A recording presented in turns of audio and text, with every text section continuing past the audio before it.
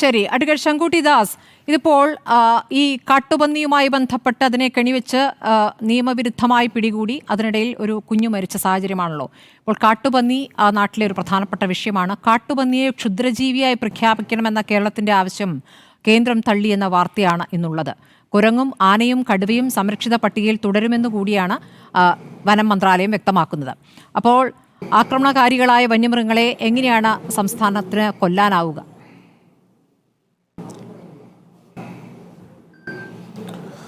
നോക്കൂ ശ്രീമതി സ്മൃതി, കഴിഞ്ഞ വർഷം കേരളത്തിൽ 2600 കാട്ടുപന്നികളെയാണ് മനുഷ്യരുടെ ജീവനും സ്വത്തിനും സ്വൈര ജീവിതത്തിനും വിഘാതം സൃഷ്ടിക്കുന്നതാണെന്ന് പറഞ്ഞ് വെടിവെച്ച് കൊന്നിട്ടുള്ളത്. 2600 കാട്ടുപന്നികളെ. ഒരു കേന്ദ്ര നിയമവും ഇതിന് തടസ്സം നിന്നിട്ടില്ല. കഴിഞ്ഞ ആഴ്ച, ഈ ഒരാഴ്ച തന്നെ നമ്മുടെ അമരമ്പലം പഞ്ചായത്തിൽ പഞ്ചായത്ത് പ്രസിഡന്റിൻ്റെ നേതൃത്വത്തിൽ 24 കാട്ടുപന്നികളെ വെടിവെച്ച് കൊന്ന് ആ പന്നികളുടെ ശവശരീരത്തിനൊപ്പം പ്രസിഡന്റ് പോസ്റ്റ് ചെയ്തിട്ടുള്ള ഫോട്ടോ ഫേസ്ബുക്കിൽ ഇട്ടിട്ടുണ്ട്. ഈ പഞ്ചായത്ത് ഭരിക്കുന്ന ഇടതുപക്ഷമാണ് എന്നാണ് ഞാൻ മനസ്സിലാക്കുന്നത്.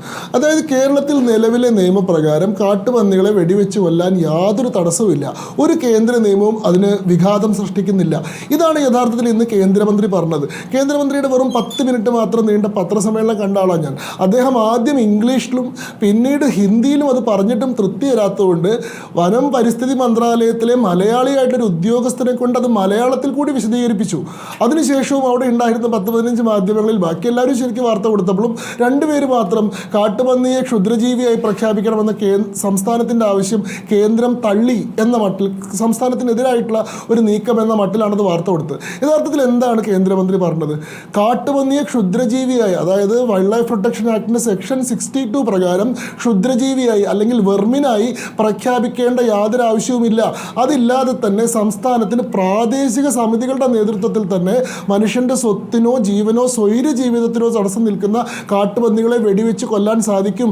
നിയമത്തിൽ അതിനുള്ള പ്രൊവിഷൻ ഉണ്ട്. ആവർത്തിച്ചു പറയുന്ന അഡ്വക്കേറ്റ് ശങ്കുട്ടി ദാസ്, ഇതാ കാട്ടുപന്നിയെ ആക്രമിക്കാൻ വരുന്നു എന്ന് പറയുമ്പോൾ ഒറ്റയടിക്ക് അങ്ങ് കൊല്ലാൻ പറ്റില്ലെന്നേ. അതിലൊരുപാട് നൂലാമാലകളുണ്ട്. അതുകൊണ്ടാണ് ക്ഷുദ്രജീവിയായി പ്രഖ്യാപിക്കണമെന്ന് പറയുന്നത്. ഒരു നൂലാമാല ഇല്ല എന്നുള്ളതാണ് സത്യം. എന്ന് എനിക്ക് 2 മിനിറ്റ് മാത്രം തരികയാണെങ്കിൽ ഞാനത് പറയാം. ഒന്ന്, നിയമത്തിൽ എന്താണ് പ്രൊവിഷൻ? നിയമത്തിൽ സെക്ഷൻ 11(1)(b) പ്രകാരം ഏത് ജീവിയും, അത് കാട്ടുപന്നി മാത്രമല്ല, ഇന്ത്യയുടെ ദേശീയ മൃഗമായിട്ടുള്ള കടുവ അല്ലെങ്കിൽ ആന അല്ലെങ്കിൽ സിംഹം, ഏത് ജീവി ആയിക്കോട്ടെ, ഷെഡ്യൂൾ 1-ലോ ഷെഡ്യൂൾ 2-ലോ പെടുന്ന ഏത് ജീവിയാണെങ്കിലും മനുഷ്യൻ്റെ സ്വത്തിനോ ജീവനോ സ്വൈര ജീവിതത്തിനോ തടസ്സം സൃഷ്ടിക്കുന്നതാണെങ്കിൽ chief warden of wild life, CWW, chief warden of wild ലൈഫിന് അത് ബോധ്യപ്പെട്ടാൽ അദ്ദേഹത്തിൻ്റെ ഉത്തരവിൻ്റെ അടിസ്ഥാനത്തിൽ ഈ ജീവികളെ കൊല്ലാനോ മെരുക്കാനോ ട്രാൻസ്ലൊക്കേറ്റ് ചെയ്യാനോ സാധിക്കും, കള്ള് ചെയ്യാൻ വരെ സാധിക്കും എന്നുള്ളതാണ് പ്രൊവിഷൻ. കേരളത്തിൻ്റെ പ്രത്യേക സാഹചര്യത്തിൽ ഇവിടെ ചീഫ് വൈൽഡ് ലൈഫ് വാർഡൻ്റെ പോലും ഉത്തരവിൻ്റെ ആവശ്യമില്ല. കാരണം 2021 കേരള ഹൈക്കോടതിയുടെ വിധിയുടെ അടിസ്ഥാനത്തിൽ പത്തനംതിട്ട, മലപ്പുറം, കോഴിക്കോട് ജില്ലകളിൽ കർഷകരെ സംബന്ധിച്ചിടത്തോളം കാട്ടുപന്നികൾ ക്ഷുദ്രജീവികളുടെ സമാന സ്വഭാവത്തിൽ പരിഗണിക്കണമെന്നും അതുകൊണ്ട് തന്നെ ഇവർ കൃഷിനാശം വരുത്തുന്നത് കൊണ്ട് ഇവരെ വെർമിനായി പരിഗണിച്ചുകൊണ്ട് വെടിവെച്ച് കൊല്ലാമെന്നും കേരള ഹൈക്കോടതിയുടെ വിധിയുണ്ട്. 2021 വിധിയുണ്ട്. ഈ വിധിയുടെ അടിസ്ഥാനത്തിലാണ് കേരളത്തിൽ ഇത്രയേറെ കാട്ടുപന്നികളെ വെടിവെച്ച് കൊന്നിട്ടുള്ളത്. 2022 മാർച്ചിൽ കേരള സംസ്ഥാന സർക്കാർ പുറപ്പെടുവിച്ചിട്ടുള്ള ഉത്തരവ് പ്രകാരം ഈ വൈൽഡ് ലൈഫ് പ്രൊട്ടക്ഷൻ ആക്ടിൻ്റെ സെക്ഷൻ 4 പ്രകാരം പഞ്ചായത്ത് സമിതികൾക്ക് ചീഫ് വൈൽഡ് ലൈഫ് വാർഡൻ്റെ സ്റ്റാറ്റസ് കൊടുത്തിട്ടുണ്ട്. അതായത് പഞ്ചായത്തിലാണെങ്കിൽ പഞ്ചായത്ത് പ്രസിഡന്റ്, മുനിസിപ്പാലിറ്റിയിലാണെങ്കിൽ മുനിസിപ്പാലിറ്റി ചെയർപേഴ്സൺ, കോർപ്പറേഷനിലാണെങ്കിൽ മേയർ എന്നിവർക്ക് ഓണററി വൈൽഡ് ലൈഫ് വാർഡൻ്റെ സമാനമായിട്ടുള്ള സ്റ്റാറ്റസ് കൊടുത്തിട്ടുണ്ട്. അവിടുത്തെ പ്രാദേശിക സമിതികൾ ഈ മേഖലയിൽ ഇന്ന ജീവി പ്രശ്നം ഉണ്ടാക്കുന്നതാണെന്ന് പറഞ്ഞു കഴിഞ്ഞാൽ അവിടുത്തെ പഞ്ചായത്ത് പ്രസിഡന്റിനോ അവിടുത്തെ മുനിസിപ്പാലിറ്റി ചെയർമാനോ അവിടുത്തെ കോർപ്പറേഷൻ്റെ മേയർക്കോ അതിനെ ഹോണററി വൈൽഡ് ലൈഫ് വാർഡൻ എന്ന രീതിയിൽ വെടിവെച്ച് കൊല്ലാൻ നിർദ്ദേശിക്കാം.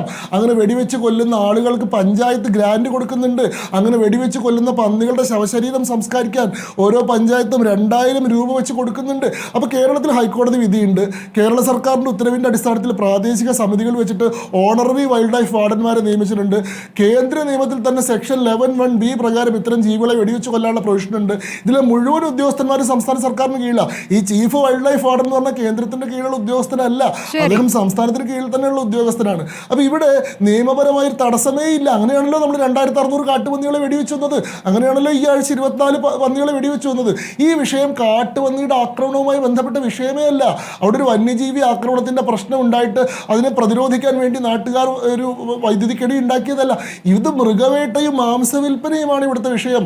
അത് പ്രതിരോധിക്കേണ്ട ഉത്തരവാദിത്വം ഇവിടുത്തെ സംസ്ഥാന പോലീസിനും വൈദ്യുതി മോഷണം തടയേണ്ട ഉത്തരവാദിത്വം KCBക്കും ഇത്തരത്തിലുള്ള കാര്യങ്ങൾ അവിടെ നടക്കുന്നില്ലെന്ന് ഉറപ്പുവരുത്തേണ്ട ഉത്തരവാദിത്വം പഞ്ചായത്തിനുമായിരുന്നു. ഈ ആളുകളൊന്നും അവരവരുടെ ഉത്തരവാദിത്വം നിർവഹിക്കാതെ കേന്ദ്ര സർക്കാരിനെ പഴി പറയുന്നതിന് യാതൊരു ന്യായവും ഇല്ല എന്നുള്ളതാണ്. വനം മന്ത്രി നടത്തിയ പ്രതികരണത്തിൽ എന്താണ് BJPയുടെ നിലപാട്? അത് ഞാൻ ഇന്നലെ തന്നെ അതിനോട് പ്രതികരിച്ച് ഞാൻ പറഞ്ഞിരുന്നു. വനമന്ത്രി നടത്തിയിട്ടുള്ള പ്രതികരണം തീരെ ശരിയായിട്ട് എനിക്ക് തോന്നിയില്ല. അതിൻ്റെ രാഷ്ട്രീയമൊക്കെ മാറ്റി വെച്ച് കഴിഞ്ഞാലും ഒരു കുട്ടിയുടെ ജീവൻ നഷ്ടപ്പെടുന്ന സാഹചര്യത്തിൽ പെട്ടെന്ന് തന്നെ അതിന് പിന്നിലൊരു രാഷ്ട്രീയ ഗൂഢാലോചനയുണ്ട്. അപകടം സംഭവിച്ചതാണോ അത് ആരെങ്കിലും ബോധപൂർവം സൃഷ്ടിച്ചതാണോ എന്നതാണ് അന്വേഷിക്കേണ്ടത് എന്നൊക്കെ പറയുന്നത് വളരെ തരം താഴ്ന്ന രാഷ്ട്രീയമായിട്ടാണ് എനിക്ക് തോന്നിയത്. തള്ളി പറഞ്ഞിരിക്കുകയാണ്. ഞാൻ